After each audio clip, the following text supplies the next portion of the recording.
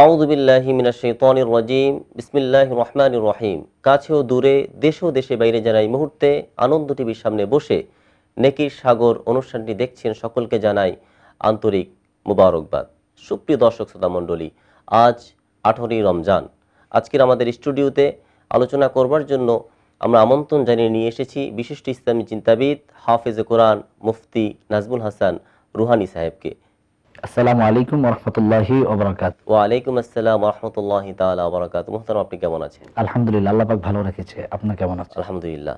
মোহতারাম, আপনার কাছে জানতে চাইবো, আজকের এই পবিত্র মাহে রমজানুল মুবারকে রহমত, বরকত, নাজাতের মাসে, সে দীর্ঘ একটি বছর পরই আমাদের কাছে আসে যে আল্লাহ তাআলা এই মাসে মুমিনের রিজিককে বৃদ্ধি করে দেওয়া হয়, এই মাসে কবর আযাবকে বন্ধ করে দেওয়া হয় এবং এই মাসে প্রতিটি রাতে আল্লাহ পাকের পক্ষ থেকে মাগফিরাত দানের কথা ঘোষণা করা হয়েছে। আল্লাহ তাআলা কি কি পুরস্কার রেখেছেন, এই বিষয়টি যদি আপনি দর্শকদের উদ্দেশ্যে যদি বলতেন। হামিদ ওয়া নুসাল্লি আলা রাসূলিহিল কারীম, আম্মা বাদ। আসলে এই মাসে আল্লাহ পাক মুমিনের জন্য কি কি রেখেছে, এই ক্ষেত্রে হযরত আবু হুরায়রা রাদিয়াল্লাহু তাআলা আনহু থেকে একটি হাদিস, আল্লাহ পাক বলেন, আমি মানুষকে যে যত ভালো কাজ করবে আমি প্রত্যেকটার প্রতিদান তাকে দিব।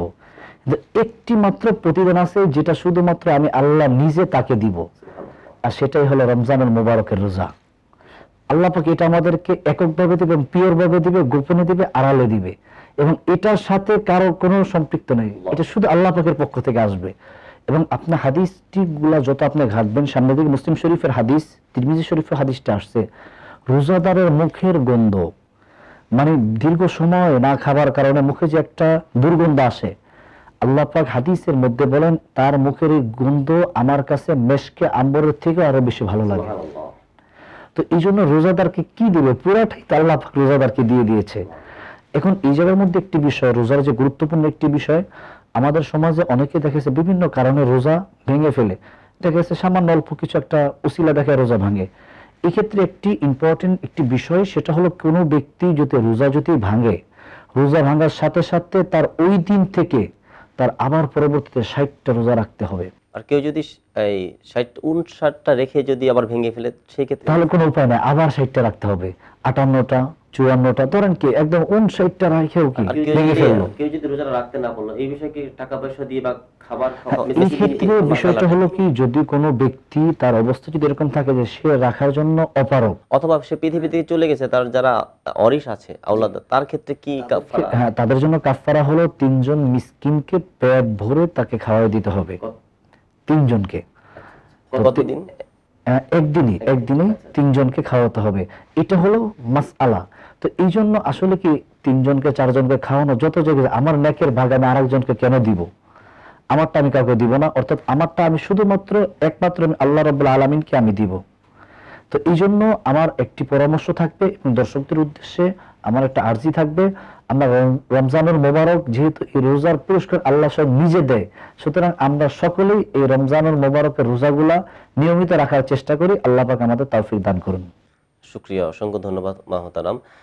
সুপ্রিয় দর্শক শ্রোতা মণ্ডলী, এতক্ষণ আমরা খুব গুরুত্বপূর্ণ আলোচনা শুনছিলাম। আসলে সব কিছু মিলিয়েই আমরা কিন্তু তাকওয়া অবলম্বন করতে হবে। যদি তাকওয়া না থাকে, আল্লাহর ভয় যদি না থাকে, তাহলে আমরাই যতই নামাজ, যতই সাহারি, যতই তাহাজ্জুদ, যত হজ করি, তো আল্লাহর দরবারে কোনো কবুলিয়াত হবে না।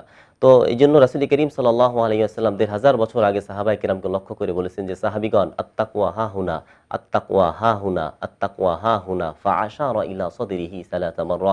3 বার বলেছেন যে, সাহাবীগণ, তাকওয়া, আল্লাহর ভয়, পরহেজগারিতা, এটা এখানে, এটা এখানে, তার মানে ভেতরে বাম বুকের 2 আঙ্গুল নিচে একটা গোস্তের টুকরা আছে, যার নাম হৃদয়, কলব, হার্ট।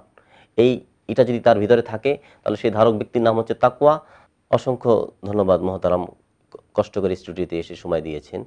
আপনাকে মোনাজাতের জন্য একটু অনুরোধ করছি, দেশবাসীর জন্য দোয়া করবেন। আলহামদুলিল্লাহি রাব্বিল আলামিন, আসসালাতু ওয়াসসালামু আলা সাইয়্যিদিল আমবিয়া ওয়াল মুরসালিন ওয়া আলা আলিহি ওয়া আসহাবিহি আজমাইন। ও মালিক আল্লাহ, ইফতার সামনে নিয়ে আল্লাহ গো, তোমার শাহী দুয়ারে আমার কত ভাইদেরকে নিয়ে হাত উঠাইলাম। আয় আল্লাহ, দেশ বিদেশ থেকে যত মানুষ আমাদের সাথে হাত উঠাইলো, প্রত্যেকের মনে নেক মাকসাদকে আপনি পূরণ করিয়া দিন। জানি না কে কোন আশা নিয়ে, কে কোন ভালোবাসে না আপনার দুয়ারে হাত উঠাইছে, জানি না কার হৃদয়ে জানি কোন ব্যথা আছে গো মালিক। আল্লাহ প্রত্যেকের মন দিল হৃদয় কলব অন্তর দেখিয়া দিলেন এক মাকসাদ গুলাকে আপনি পূরণ করিয়া দিন। আয় আল্লাহ, খাস করে আপনি এই অনুষ্ঠানকে পরিপূর্ণতার সহিত কবুল আর মঞ্জুর করিয়া নিন।